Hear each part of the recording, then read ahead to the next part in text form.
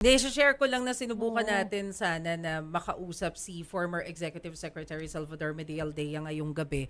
Kasi alam naman natin na siya yung unang-unang naging abogado ni FPRRD. Unfortunately, he declined kasi meron siyang kailangang asikasuhin sa kanyang health Sino to? issues. Si ES Medialdea. Pero Get may well soon nag-post. po. Pero may nag-post. May nag-post Siya rin. Siya rin, ano. Sabi niya lang, it's a basta very malungkot sad siya. day. Oo, malungkot si ES Medialdea, no?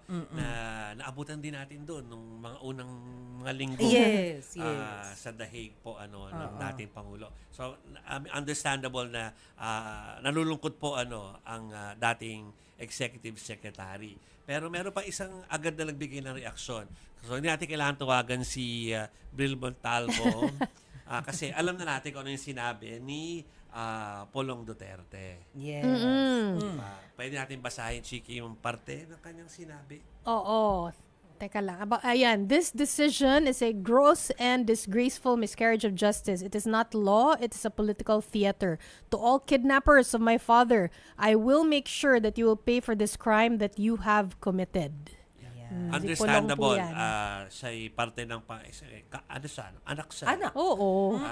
Kung yung mga officials at yung mga malalapit na political officials ng dating Pangulo nagsasabi ng kalungkutan, mas lalo, for sure, baka may halo pang galit. Correct. Kapag kaanak. Oo. We understand Anak that. yun eh. Oo.